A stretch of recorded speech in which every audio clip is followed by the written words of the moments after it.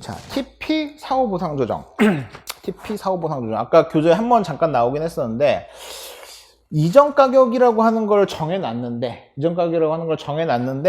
이전 가격이 사후에 조정이 되는 경우가 있다는 거야. 그래서 이제 이 관점은 굉장히 이제 우리가 지금까지 봤었던 관세 평가 관점으로 보면 여러 가지 생각을 하게 되는데, 예를 들면 우리가 그 합의의 변경, 가격 변경에 대해서 한번 얘기했었던 게 또 있었고, 그죠? 그러니까 이전 가격이라고 하는 걸 처음에 당사자들이 정했어요. 셀러와 바이어, 특수관계에 있는 셀러랑 바이어가 한번 정했어요. 근데 그걸 봤더니 운영을 하다 보니까 자기가 생각했었던 정상적인 가격 범위를 벗어났어요. 그러면 그걸 나중에 조정을 해버리는 경우들이 있다는 거예요. 기업들이. 대표적인 게 이제 어떤 경우가 있는지 한번 보면, 예를 들면 지금 수입자 기준으로 볼게요.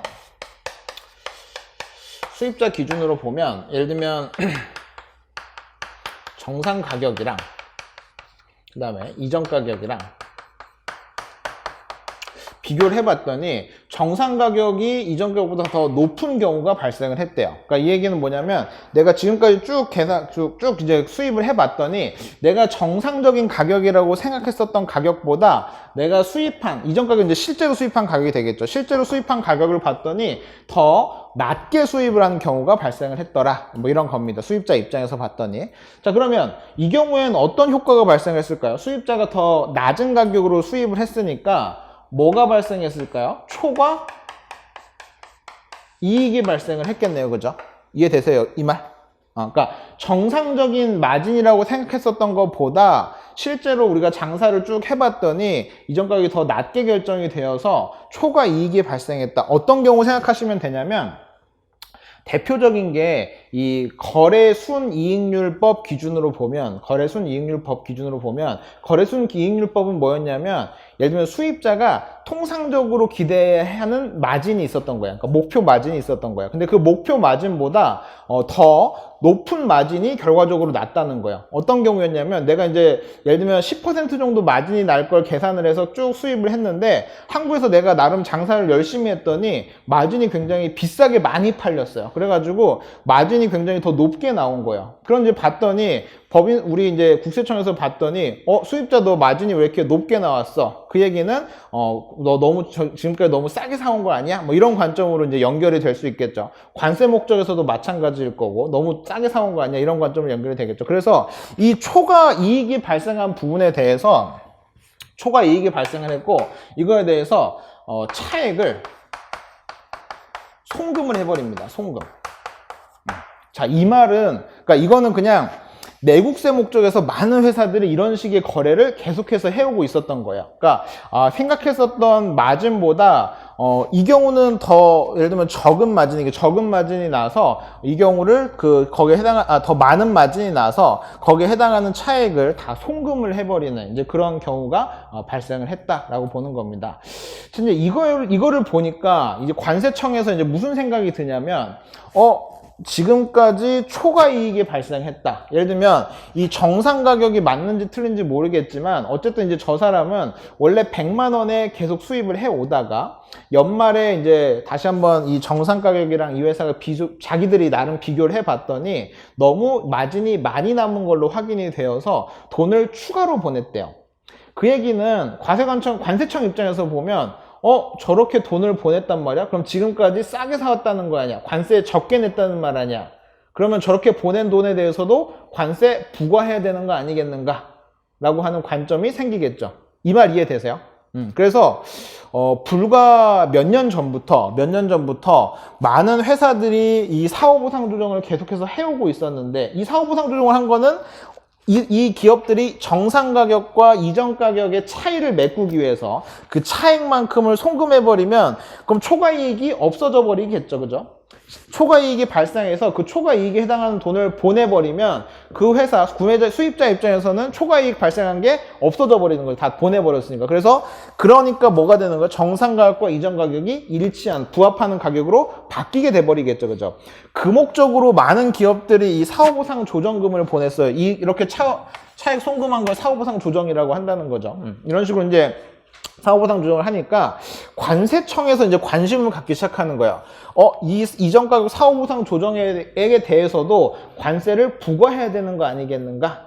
이런 관점을 이제 계속 갖기 시작을 한 거예요. 그래서 지금부터 이제 볼 판례들이 되게 많이 나오는데 굉장히 많은 기업들이 이 이전 가격 사후보상 조정 금액에 대해서 과세를 해야 되냐 말아야 되는 거냐에 대해서 굉장히 많은 논란들이 있었고, 그래서 과세가 된 케이스도 있고 안 된 케이스도 있고 굉장히 좀 케이스가 일률적이진 않아요. 일률적이진 않은데 이제 어떨 때는 과세를 했고 어떨 때는 과세하지 않았는지 이런 것들을 좀 보는 것이 작년까지 되게 어려웠거든요. 작년까지 케이스가 워낙에 우리나라의 이 이전 가격 사후보상 조정과 관련된 케이스들이 우리나라뿐만 아니라 전 세계적으로 계속 오락가락 해가지고 사실 공부하기도 되게 쉽지가 않았는데, 제가 올해 이번에 개정판을 넣으면서 이 122페이지 양가로 2번에 있는 거 있죠.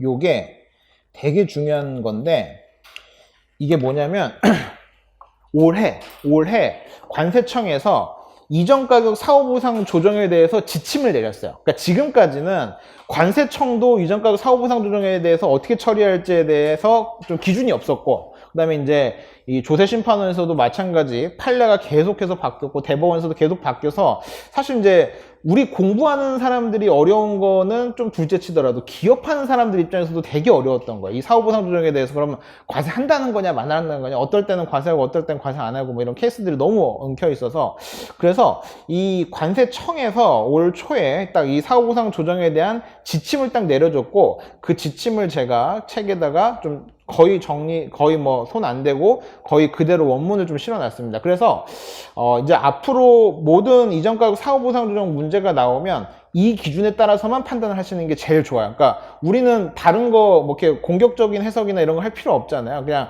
딱 관세청에서 지금까지 공식적으로 내놓은 입장대로 판단을 하시면 되는데, 이게 굉장히 잘 정리가 되어져 있고 원칙을 잘 제시하고 있습니다. 그래서 어떤 문제가 나오더라도 요거 기준으로 사후보상 조정에 대해서 과세한다, 과세하지 않는다, 이렇게 보시면 돼요. 자, 제가 요거 들어가기 전에 조금 부연 설명 드리려고 하는 게, 자, 이제 이렇게 정상 가격과 이전 가격의 차이가 발생을 했고, 그 차이가 발생해서 초과 이익이 발생했기 때문에 그 차액을 송금했다고 하는데, 그러면 이제 그 차액 송금한 걸 아까 이전 가격 사후보상 조정이라고 한 거고, 그 금액에 대해서 관세를 매기려면 관세청에서 입증해야 되는 게 뭘까요? 저 차액이 물품 대금이다. 그걸 이제 입증해야 되는 문제가 있는 거예요. 예를 들면 물건을 싸게 사왔기 때문에 너네가 수입자가 마진이 많이 남았고, 그렇기 때문에 물건 싸게 사왔던 거에 대해서 다시 보내주는 돈이니까 결국은 그거 물품 대금 아니냐라고 하는 것이 얘기가 돼야지만 관세를 매길 수가 있는 거죠. 그죠?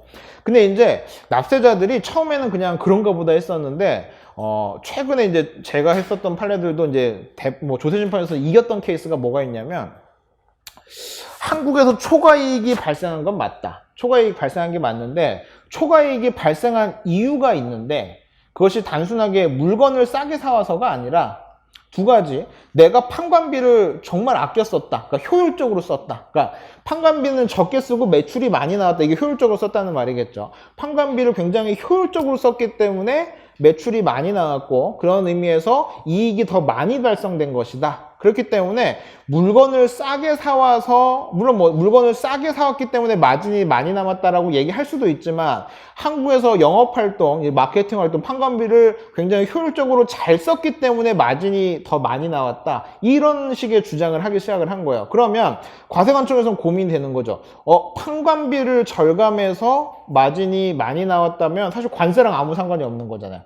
그렇게 해서 초과이익이 발생한 거에 대해서는 관세 매기지 못하는 거 아니냐라고 하는 거에 대해서는 우리 그 심판원에서도 다 인정을 하고 있는 부분이에요. 그래서 이전 가격 사후보상 조정과 관련해서는 여러분들이 꼭 좀 생각을 하셔야 되는 게, 두 가지 관점인데, 이렇게 송금한 금액이 물품과 관련된 거냐 아니면 물품과 관련되지 않은 거냐. 대표적인 거, 물건 싸게 사왔기 때문에 마진 많이 남았다는 그런 내용, 그 다음에 아니면 판관비나 매출액이 증가됐기 때문에 마진이 많이 남았다는 관점, 그 두 가지 관점으로 봐야 되는데, 결국은 물건을 싸게 사왔기 때문에 마진이 많이 남았다고 해서 보낸 돈이라고 하면 당연히 관세 내야 되는 돈이고, 그죠? 대신에 내가 판관비를 절약해서 남긴 돈이라고 한다면 관세 부과 대상이 아닌 거, 이렇게 보셔야 되는 겁니다. 그래서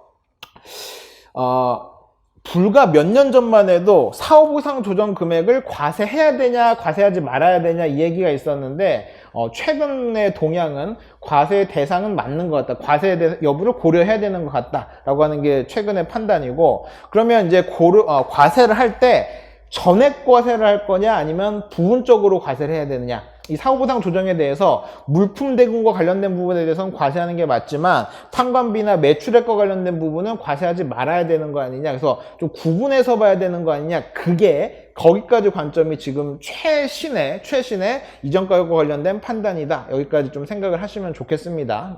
이해되시죠?